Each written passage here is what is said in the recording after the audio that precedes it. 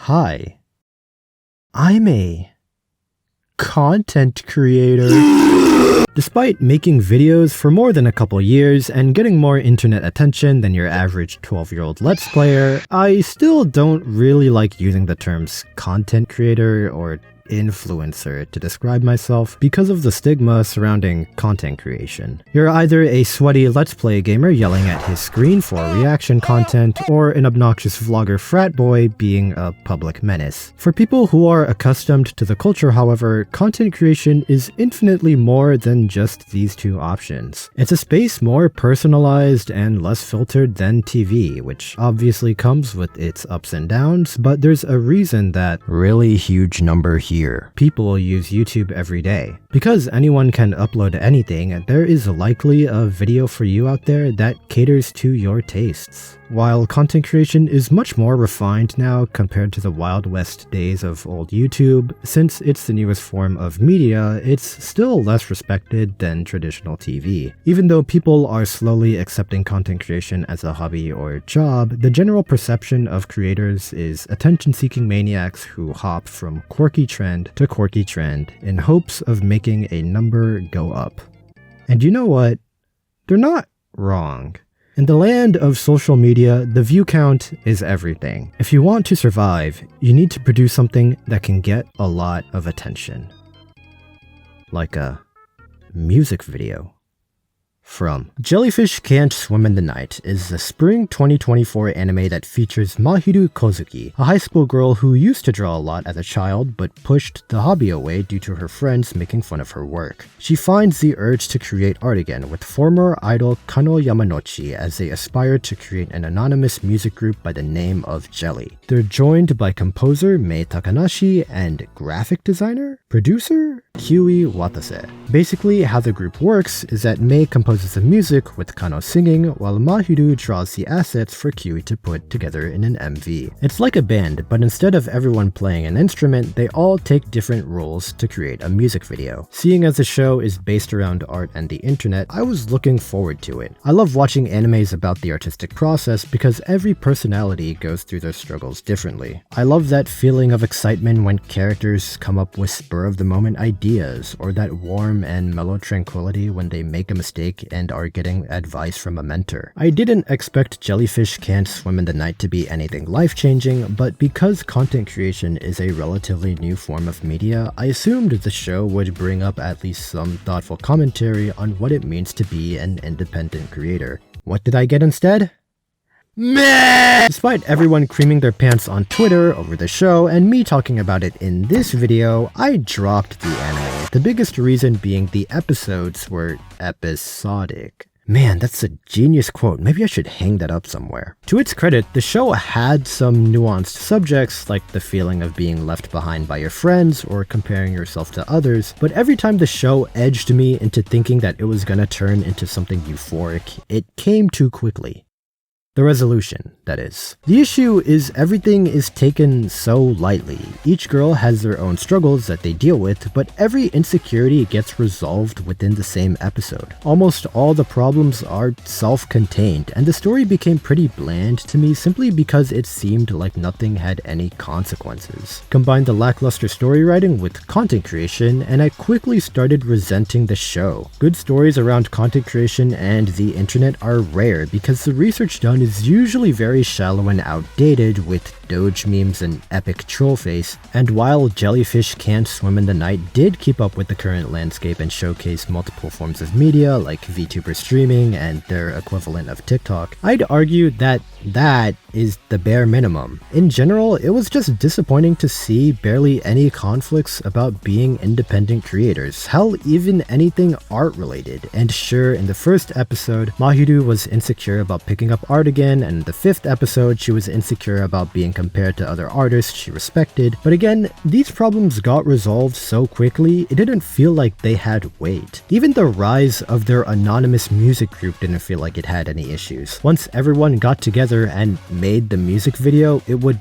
always go viral, which sure, that can happen if you're lucky enough, but it felt overly idealistic to assume that if you put enough work into something, it'll do well, because that's usually not the case. The show felt weird because it seemed like they were trying to hit some heavy subjects, yet everything came out flat. It turned into cute anime girls making a music video, which, hey, maybe that's your cup of tea. But because I was looking for something deeper and the show didn't deliver, it was disappointing. Disappointing is not even that harsh of a critique, honestly. I don't think that it's objectively a bad show. I just happen to have a specific type of brain that doesn't like it. I was dismayed by my own expectations, thinking that it would be more about art and content creation than anime girls with some slight insecurities. It's not like it's a Yakuza 8, like a dragon, infinite wealth made me want to burn whoever wrote the story. After the Yakuza in Japan have disbanded, Ichiban Kasuga makes it his goal to rehabilitate every single one of them, helping them get back on their feet by finding them jobs. He had a stable job at the job center until a 5 million subscriber expose VTuber framed him for trying to reunite the Yakuza gangs under his command. Ichiban gets laid off by his employers and on the way home, fights some comically evil VTuber fans who are trying to get a rise out of him.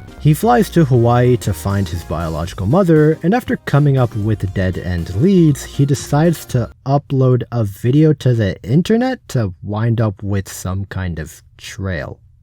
And guess what? Of course it does well. Ichiban and crew filmed and edited the video in the same day, and in a couple hours it went so viral that people in the nearby vicinity recognized him. The fact that there are people in Hawaii that knew he uploaded the video means that they either specifically searched for it, which is just no, or it was randomly recommended to them, which is way more likely. If you can't grasp how unlikely this is to happen, YouTube is extremely vast. Your video has to be intriguing enough for a new viewer to want to click on it, but not completely alien to where they don't know what's going on. And remember, you are competing for attention against everyone else who is doing the same thing. Basically, if you want views, you make a video with a simple, relatable, yet intriguing topic, which is a hard balance to strike. What does Ichiban have? Some dude going on mad ramblings about being in Hawaii with a fish tattoo on his back. You might think that you just have to clickbait really hard and the views will come pouring in, but if it was that easy, I would be comically swimming in money and anime figurines from my very responsible ad revenue earnings. And sure, Ichiban is a charismatic storyteller, and Chitose, the girl who recorded and edited the footage, presumably has experience in content creation, so there is a higher chance of this toilet paper flimsy plan working. But that's what upsets me the most, how nonchalantly implemented everything is. If Ichiban and friends are out of ideas to find leads on his mother, why is a YouTube video, out of all things, the immediate thing that comes to mind? I don't want to dive too deep into the game's story because it's convoluted like every Yakuza game, but there are definitely better options out there than praying to the algorithm. I'm not saying this solution is impossible. Given enough stars align, this can happen. But that's what this is. A miracle. And no one recognizes it. While Ichiban has great showmanship and Chitose can edit videos, I guess, this outcome is only possible with the same amount of luck as winning the lottery, and it takes away from the story when I have to suspend this many layers of disbelief just to ignore that what they're doing is stupid. At the end of the game, when you defeat the final boss who's secretly behind all the big bad gangs in Hawaii, Chitose, after previously revealing that she's the voice behind the VTuber who framed Ichiban, busts out her phone and starts live streaming, showcasing to the world the ugly crimes that the big bad final boss was trying to cover up. And at this point in the game, I couldn't take it anymore. Ichiban and the gang are all underground on a remote island in the middle of nowhere. What kind of godlike ISP is that island hosting? And even if they did have internet, the stream would be so bricked from being in a cave that I could throw it at whichever writer came up with this idea. To top it all off, Chitose's father, who owns a big company, pulls up from FaceTime or something, on stream by the way, and since he was previously an investor of Big Bad Boss Man, he goes, "Yeah, I'm pulling out, y'all have fun." The game tries selling to you that this was his live reaction and that he didn't know that Big Bad Boss Man was doing some slightly mischievous criminal activity, but the fact that he even appears on stream in the first place means he knew the stream was gonna happen. You can't magically pull people out from whatever they were doing and slap them into a stream. There's proper managing and scheduling that goes into high quality streams. In the story, Chitose and the rest of her family are very distant from each other. So when did she become close enough with her father to get him to appear on stream at that exact moment? What's crazy is that all these gaps can be filled with a simple change. Instead of Chitose live streaming, she can just record a video and then react to it on stream to simultaneously get that expose feel while keeping the details of the situation consistent. You don't need internet to record a video, and you can schedule other people's appearances since it's not spontaneous. Infinite Wealth and the Yakuza series in general really love this idea of the spontaneity and randomness of content creation and how your next big, unique idea is gonna make you go viral. But for most creators, that's really not true. Many creators have simply been sticking in their same tastes and niche until coincidence strikes, and they happen to blow up.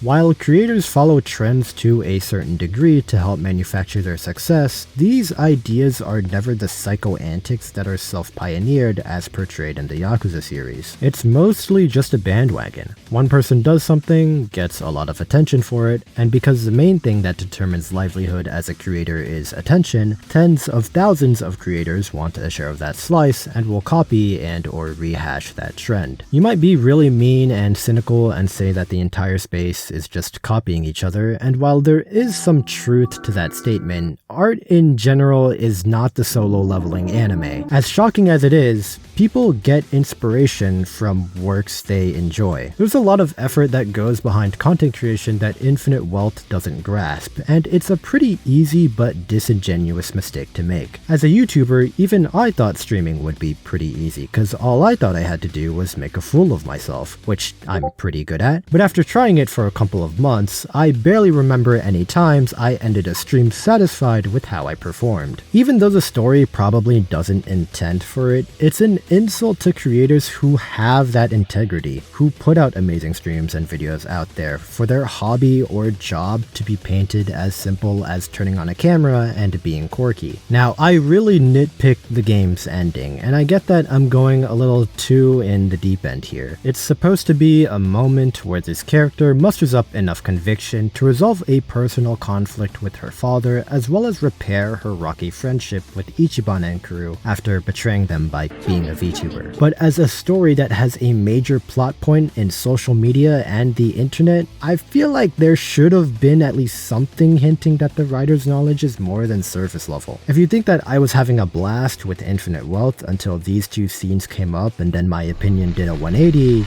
no. As much as I wanted to enjoy the story, there are so many minor things throughout the entire game that kept not adding up that essentially by suspension of disbelief was broken beyond repair. I enjoyed plenty of other Yakuza games stories, however I absolutely despise Infinite Wealth's writing. A lot of the problems happened because the characters were conveniently stupid, and many of the resolutions to these problems seemed more like lucky coincidences than actual trials. There are way too many inconsistencies, and while you can probably give a reasonable explanation to these writing flaws if you do enough filling in for where the writers left out, at that point I would be essentially making up the story myself. It doesn't feel good to cover up someone else's mistakes, and the story gives practically no respect to content creation, unlike Girls Band Cry was peak anime for me for 2024. For a show not related to content creation, I did not expect to relate to it so much in terms of trying to get attention. The anime is about Nina Isari and her journey of forming a rock band with one of her favorite guitarists, Momoko Kawaragi. I covered a big plot point of this show of maintaining your artistic integrity versus pandering to a wider audience, but that's not the only thing this show does right. After uniting everyone's motivation, Nina and Momoko's band, Togenashi Togiari, still have some unresolved issues with Diamond Dust. Remember, Diamond Dust is the mega popular idol rock band sacrificing some of their musicianship to appeal to popularity. Togenashi Togiari, on the other hand, does not want to compromise when it comes to their music, though they're struggling to make it in the spotlight. The agencies for both bands agree to basically put on a battle of which band can sell more tickets on the same stage. Since art is generally measured by how big of an impact you make, and Diamond Dust has the bigger fan base, Togenashi Togiari feel like they've lost before it even started. Nina, being the naive, angsty, emotionally charged gremlin, tries citing that they make really good music, but Tomo, who's more level-headed and logical, counters that if that's all it took to sell well, it'd be easy to be an artist. Subaru then breaks it down to Nina. She claims that people are easily influenced. If you were given two options of watching a Let's Play, one video with 1 million views and another with 5,000, most people would choose the video with 1 million views. Viewers automatically assume a video with 1 million views is worth more of their time because more views means a better video, which is obviously not the case when you say it out loud. But once you realize this effect, as a creator, you feel like your situation is hopeless because in order to gain traction, you need to have attention in the first place. But you don't have attention because you don't have traction, and it's an infinite loop. As viewers, we often forget that at the end of the day, it's just a heuristic that allows people to decide what to watch without investing too much time into trying to figure that out. Generally speaking, good videos will have more views than bad videos, though blindly believing this is dangerous, especially for content creators. As creators and artists, you attach a lot of pride to your work, and it's self-destructive to assume that great works will naturally get the attention they deserve, because most of the time, reality is ass. In episode 12, Togenashi Togiari try making a new song. They recently got signed to an agency after a successful gig at a festival, and with funding from said agency, the band is looking to boost their production. They play in an actual sound studio with an audio engineer and put a lot of thought and effort into making something that represents themselves as a band, with some honorable praise from the sound engineer himself, as well as their manager even saying that she think it'll sell well. Things are looking up for Togetoge. The next morning, Nina wakes up early to check the amount of times the song has been played. She prays to the god of rock for 1 billion views, then lowers her expectations to 10,000. And after navigating through the app, Nina is met with this cold, heartless number. This scene is what made Girls Band Cry my favorite anime of all time. First of all, it's a freezing slap in the face of what it means to maintain your integrity as an artist. Nina was constantly yapping in the previous episodes of staying true to yourself and carrying that attitude to her music, but this is the result of that. Don't want to pander to a wider audience? Great. Have fun with this crippling uphill battle. The anime perfectly encapsulated that soul-crushing feeling of putting a ton of effort into a project only for it to perform nowhere near you wanted it to. And when I saw this scene, I couldn't stop laughing for a minute straight because of how well the story shocked me. This is the only anime that I've watched that covers this emotional slap in the face. And the fact that it made me revisit that feeling of worthlessness, that everything you did was for nothing, is a clear sign that the writers for the show did their research of the struggles of being a no-name artist and could emulate that exact emotion. They even made Nina do that anxiety ritual of having high expectations and then switching to that mindset of, surely if I lower them, then the universe will be kind enough to fulfill my wishes. And as much as I want to give hard advice to alleviate this intense anxiety, I don't have a strong reciprocating answer. The only thing you can do as an artist or creator is remember why you create in the first place. The anime doesn't have that great of an answer either, but I don't blame them because it's a hard problem to tackle. A resolution like Togenashi Togiari make an even better song and get the plays they actually deserve would betray the underdog spirit the entire anime was building up. But in the end, despite not getting the attention they deserved, the band decided to continue to make their songs their way. Even though the anime isn't about content creation, the last few episodes of Girls Band Cry especially resonated with me because Togenashi Togeyari was trying to become popular without compromising their identity. And when you believe you made your best art and said art doesn't get the numbers you want, you tend to just give up. If your preconceived notion of me for this video is the equivalent of an edgy 14-year-old whining about how hard their life is to garner sympathy, I don't blame you, but that's not what this is. I've complained a lot about the struggles of content creation and my problems in general in previous videos, so I understand how I can be perceived as exaggerating an inconsequential problem. But the purpose of these videos are never to just gripe and go home, especially with this one. I made this video because many of the creators I speak to don't see their content as just a numbers game and going viral. Content creation is a wide and diverse art form, and in my opinion, it deserves the same amount of respect as visual art or music. It's a bold statement. I know there's lots of stigma around influencers being obnoxious morons that lack self-awareness, especially when they get popular enough to become featured on traditional media. I'm not seeing enough movement! However, you can't characterize the entire group by a few mainstream bad apples. While there are many disingenuous idiots at the top of the numbers pyramid, creating works that seem to lack integrity or pride, there are infinitely more smaller creators making videos, posts,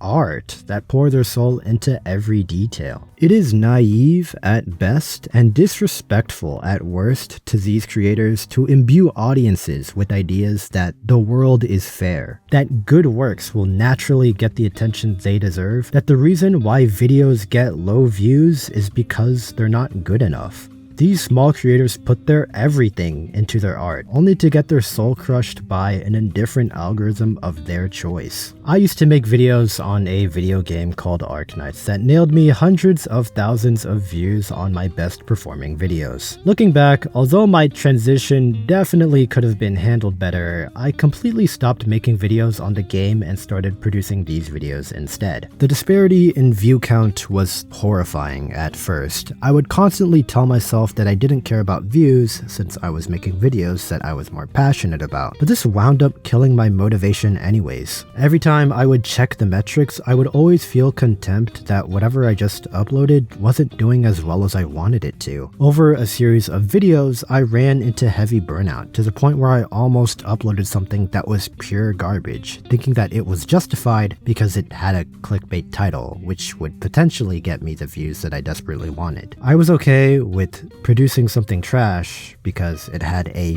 marginally higher chance of making a number maybe go up. Needless to say, I took a long break to contemplate what the hell I was doing with my channel. When getting into content creation, the advice a lot of people will say is to not look at the numbers and that metrics don't matter. However, in reality, I and many others upload these videos to a public platform with the intent of having other people see them. It's why I'm talking to you like this. If I wanted to rant to myself, I'd just do it in a diary. Trying to ignore the statistics is a band-aid solution. Telling yourself that you don't care about views or followers or subscribers or whatever metric flavor of your choice is simply lying to yourself, and 99% of the time, you will be betrayed by your own expectations. Almost everyone wants bigger numbers, almost everyone wants more attention, and there is nothing wrong with that. Even though I've been ranting the entire video about how content creation is not just about getting millions of views and going viral, I don't think we should be demonizing metrics. As I've said, creators upload their works to public platforms with the end goal of getting attention. A number just symbolizes how much attention that is. The real problem is thinking that a bigger number means you made better content. The mindset of the majority of creators is that what they make is meaningless if it doesn't get viewed. This perspective, from my experience, only leads to self-destruction. In this day and age where our attention is worth everything, I've come to understand that any piece of art, regardless of how many eyes or ears are on it, has intrinsic value. Whether my videos get 1 million views or a dozen, I am proud and should be proud of what I've created. I imbue my own art with my worth. I understand what makes a good video and what makes a bad video, and I do not need metrics to tell me otherwise. Even though reality's complexities sometimes make me forget my origins, I remember that I enjoy making videos, and that above all else, I should not be stopping myself from doing something that I enjoy. As long as you put your heart into your next project, that is enough. A statistic should not take away that inner excitement of making something amazing, or that warm confidence of knowing you're making something amazing. A goddamn good piece of work is a goddamn good piece of work. You decide your own worth. Anyways, that's about it for this video. Thanks for your attention span.